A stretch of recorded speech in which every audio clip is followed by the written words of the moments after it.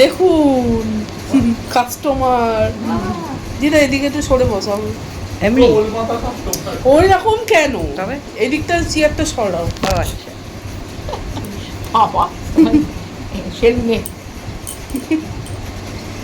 আপনার এত চুল আপনি কোথায় রেখেছিলেন এতদিন?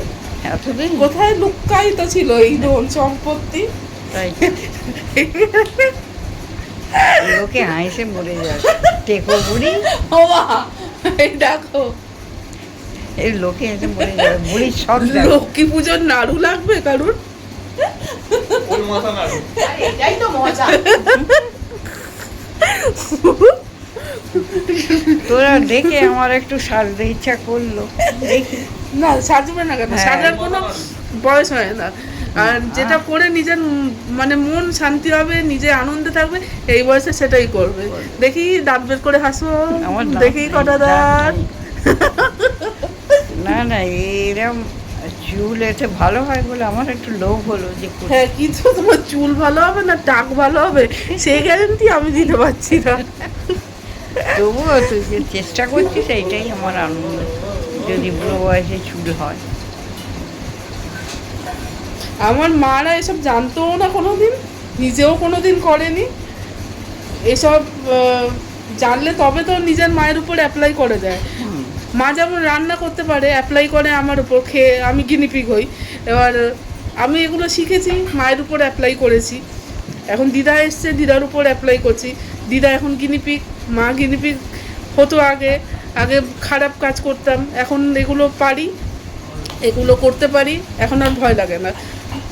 তো আমার বাড়িতে যারা যারা মানে করে বিউটি পার্লারের সমস্ত ফেসিয়াল, হেনা, মেহেন্দি, হেয়ার কাটিং সব আমি করে দিই।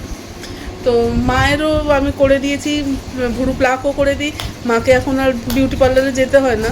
তবে একটা হচ্ছে আমার চোখে পাওয়ার আছে, আমি ভুরু প্লাকটা ঠিক মতন করতে চাই না, কারণ আমার নিজেরই চোখে লাগে প্রচণ্ড। সেই জন্য বলি কি ভুরু প্লাকটা করতে হলে বিউটি পার্লারে যাও, ওই সুতো ধরে যখন টানতে হয় তখন আমার চোখে ভীষণ কষ্ট হয়। তো শিখে রেখেছি, আমি নিজের ভুরু প্লাক নিজেই করি। সেটাও সেই ভিডিও একদিন আপনাদের দেখাবো। খুব ভালো। আমার জীবনে এই প্রথম আমি হেনা করছি, আগে ছিল না তোর মতো।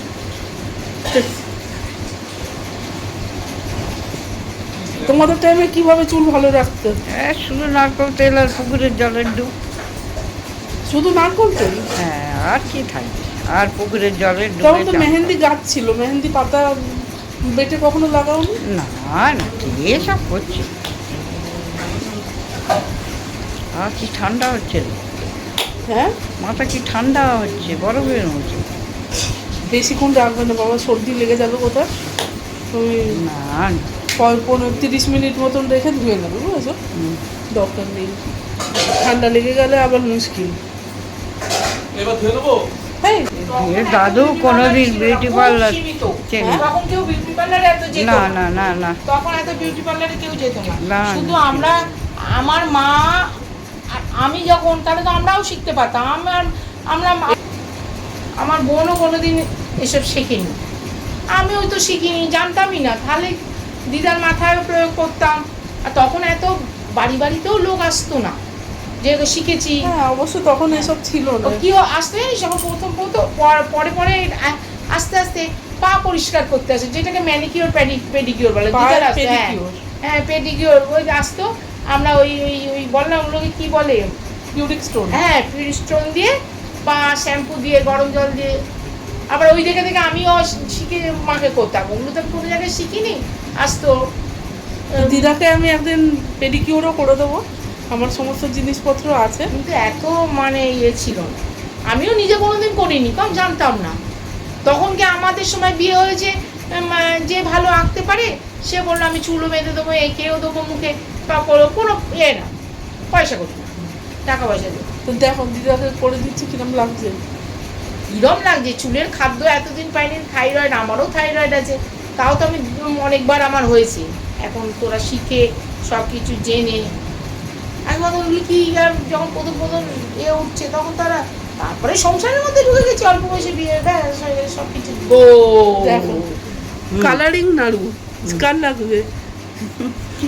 কে নেবে আর বল এই শেষ বয়সে।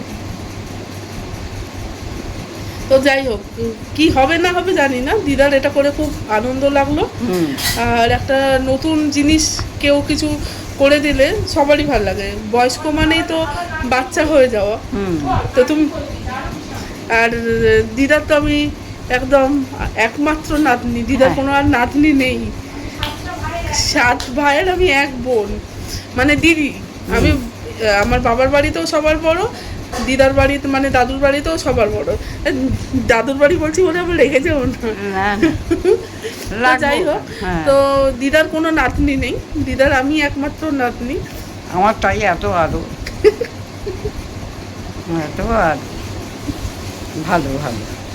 না রে, তোর মেহেন্দি করে এখনই আমার মুখটা কি সুন্দর লাগছে। চাপা- বলে মেহেন্দি করে আমার মুখটা কি সুন্দর লাগছে। টাকটা চাপা পড়ে গেছে। টাকটা চাপা পড়ে গেছে। তোমাকে চলো, তো আমার মায়ের কাছে আমি যত না ছিলাম ছোটবেলা থেকে, আমার দিদা আর মাসিমণির কাছেই আমি মানে ছোট থেকে মানুষ হয়েছি বলতে গেলে। মায়ের মানে আমি এখানে খুব একটা আসতে পছন্দ করতাম না। আমি আমার মামার বাড়িতেই বেশিরভাগ সময় থাকতাম, ক্লাস 10 পর্যন্ত ওখানেই ছিলাম ছোট থেকে। আসতাম এখানে মানে সেই গেস্টের মতন, কোনো অনুষ্ঠান হলো। হ্যাঁ হ্যাঁ, কি হ্যাঁ, আমার ঠাকুরদার কাছে পাওনা গন্ডার ব্যাপার যখন থাকতো তখন আমার ঠাকুরদার কাছে আসতাম। ধরো এই পুজোর সময়, সরস্বতী পুজোর সময়, তখন আমাদের কি মানে লিপস্টিক, একটু টিপ। আমার ঠাকুরদা তো মানে এইসব সাজগোজ, আমার ভাই যেমন সাজগোজ পছন্দ করে, আমার ঠাকুরদাও খুব সাজগোজ পছন্দ করতো। তো আমাদের এটাই আবদার ছিল যে আসতাম, একটু বাড়ি দিত ফুচকা খাওয়ার টাকা, এগরোল খাওয়ার টাকা। আর ঠাকুমার কাছে সবসময়, আমার যে ঠাকুমা আছে, ঠাকুমাকে তোমরা দেখেছো ভিডিওতে, যাই হোক, ঠাকুমার কাছে সব থেকে দামি জামাটা সবসময় ঠাকুমাই আমাকে পুজোর সময় দিত। আর দামি কিছু হলে সবসময় ঠাকুরদার কাছে এসে, মানে আমি হতাম কি ঝাড়াপাটি, এখানে আসতাম, ভালো জিনিস ঝাড়তাম, আবার দিদা দাদুর কাছে চলে যেতাম। দাদু আমার জাহাজে চাকরি করতো, তো সেখানে আমি একমাত্র তখন আর আমার ভাইও নেই, বড় মামার ছেলেও তখন হয়নি, আমি তখন পুরো রাজ করছি। আর ঠাকুরদার বাড়িতেও আমার ঠাকুরদা ছিল স্টেট ব্যাংকের ডেপুটি ক্যাশিয়ার। তো দুটো বাড়িতেই আমি মানে মোটামুটি প্রায় রাজ করেছি ছোটোবেলাটাতে। তখন ভাই বোন কেউ নেই, আমার ভাই তো অনেক পরে এসেছে, ভাইয়ের কথা ধরছি না, মানে আদার্স যারা ভাই বোন তারাও নেই। পুরো আমার একটা আলাদা ব্যাপার ছিল, মানে ভালো জিনিস মানে আমার। হ্যাঁ, তার মানে পরম যত্নে মানুষ হয়েছি।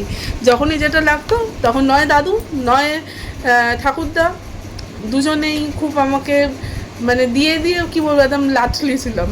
তো মায়ের কাছে বেশি আবদার করা বা কিছু ছিল না, পেয়ে যাচ্ছি সব জায়গা থেকে, আর কেন মাকে বেশি ডিস্টার্ব করতে যাব। আর এমনিতেও আমি খুব একটা ডিস্টার্ব করার পক্ষপাতীও নই। তোমাকে কেমন বায়না করেছি ঘটনাতে সময় মাথা নাচ্ছ কি?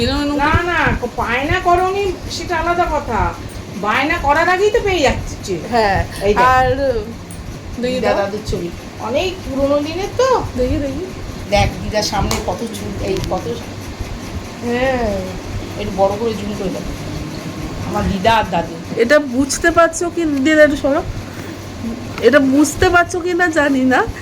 এই যে দেখো আমার দিদা আর দাদু, ফটোটা অনেক দিনের পুরনো। দিদার দাঁড়া আমি জুম করে দিই। দিদার এক সাইডে দেখো কত চুল, কত চুল দেখ, মানে সাইড করে দিদা চুলটা সামনে নিয়ে বসে আছে, দেখো কত চুল। বোঝা যাচ্ছে না, আমি জানি না বোঝা যাবে কি না। একটা ছোট্ট ফটো ছিল। হ্যাঁ, এটা একটা ছোট্ট ফটো মা রেখে দিয়েছিল।